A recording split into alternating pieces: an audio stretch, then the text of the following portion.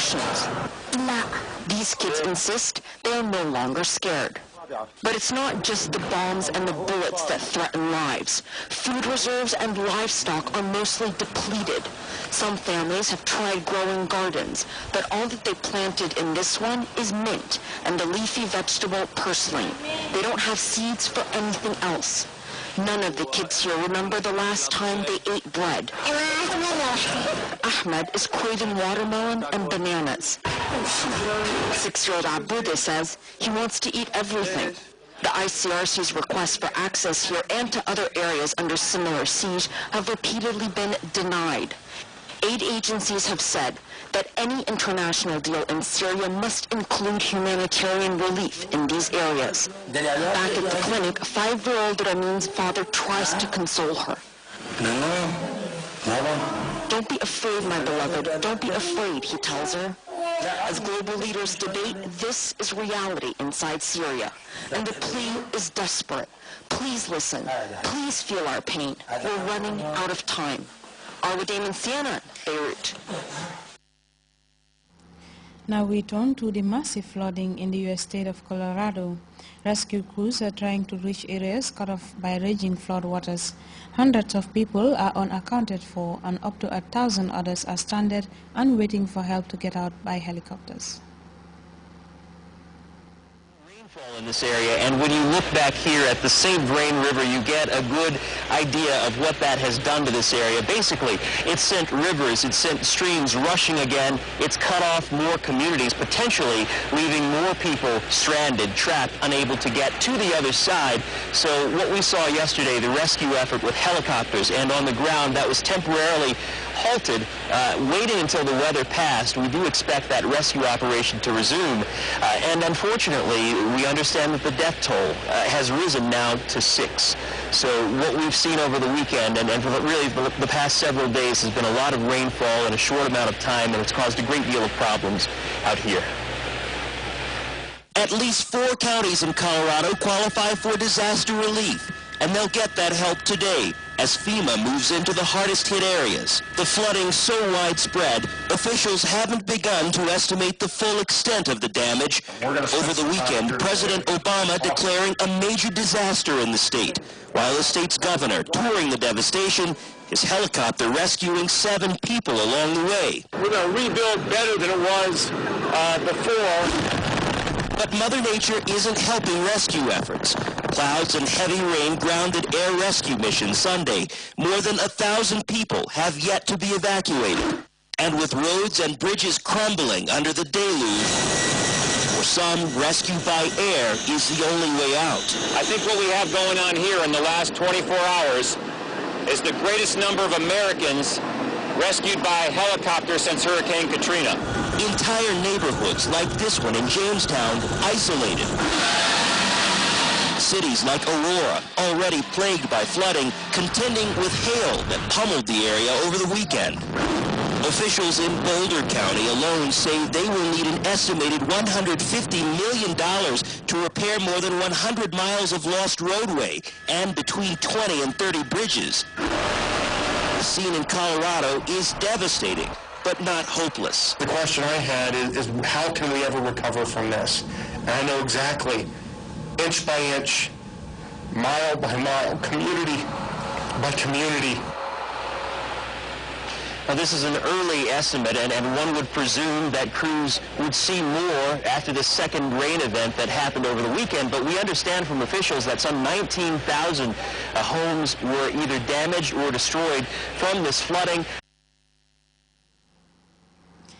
And now we turn to the Philippines, where the country's military has intensified its attacks on Muslim rebels, holding more than 100 hostages. The standoff on the island of Mindanao started a week ago when rebels stormed Zamboanga City Airport. The airport is sending 2 helicopters to fire rockets at rebel positions. Details in this report. Yes, hi, firstly, as of the moment, we just received confirmation that at least 26 hostages were just released early this evening, bringing it all to a total of at least 50 hostages released since day one of the standoff here in Zamboanga City. This is quite a good news for the past 8 days of the standoff, and local officials say that the hostages that will be released will still be undergoing some sort of stress debriefing, and that we are not yet allowed to push these people as to let them rest first and follow a stress debriefing. As of the moment, 5-5 between the government troops and members of the new Missouri-led faction of the Moro National Liberation Front has temporarily stopped. And this is quite contrary to what we heard earlier this afternoon, where military airstrike was already occurred earlier, but it temporarily stopped. And we are expecting a report from the Crisis Management Committee as to the official count of the number of casualties on both camps, Christy.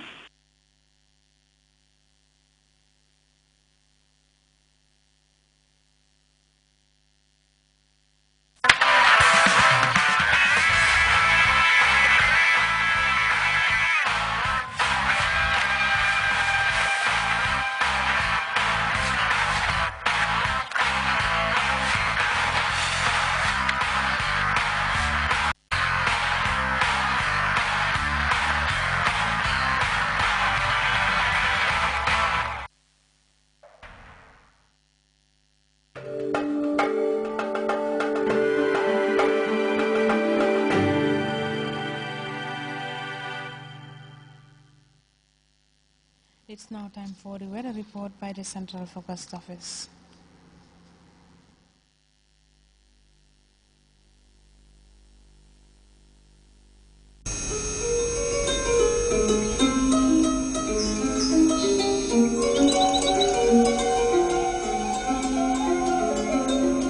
The source assures us of a continuous flow, and from there, everything follows.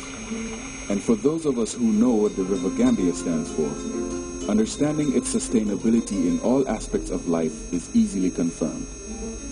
The River Gambia provides nutritious delicacies as food, while it provides its wildlife a balanced ecosystem. This river, as a sanctuary, is committed to its inhabitants' needs without season.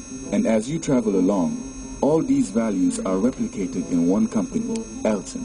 Just like the River Gambia, leads in its commitment to values that matter most. Elton, championing the vision for a new generation.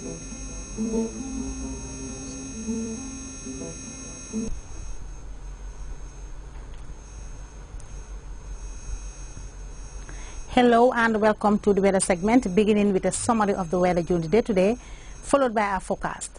The Gambia this afternoon was generally cloudy, thundery and rain-affected parts of the country. The figures obtained are as follows. The highest was over Janjanbureh with 29.4 millimeters of rain.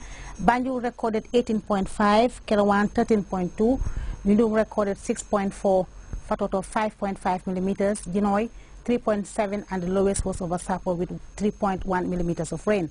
For what next? Let's start with a look at the satellite image captured at 16:30 hours. Indicating the presence of deep and well-developed convective systems, particularly over the western sector of the continent. The north and the southern areas were generally dry and stable during the period. And for our forecast tonight, conditions over the Gambia are expected to be very cloudy, humid. There will be rain showers and thundery activities also started. And similar conditions will prevail during the day tomorrow. Winds will continue to be southeasterly in orientation, but generally light to moderate in speed. And morning temperature values will be 23 degrees Celsius over the Greater Banjul and the West Coast region. We are expecting 24 degrees Celsius over the North Bank and the Lower River region. The Central River and the Upper River regions will record 25 degrees Celsius tomorrow morning. Top temperatures will be 31 degrees Celsius over the Greater Banjul, the Central River, the West Coast region, the Lower River region. We are expecting 32 degrees Celsius over the Central River and the Upper River regions. Low tides will be 0.3 meters at 1:33 a.m. and 11 minutes past 2 in the afternoon. High tides will be 1.8 meters at 7 minutes past 8 o'clock in the morning and 1.7 meters at 8:38 p.m. The sun will rise at 7 minutes to 7 o'clock and will set at 9 minutes past 1900 hours. Thank you and good night.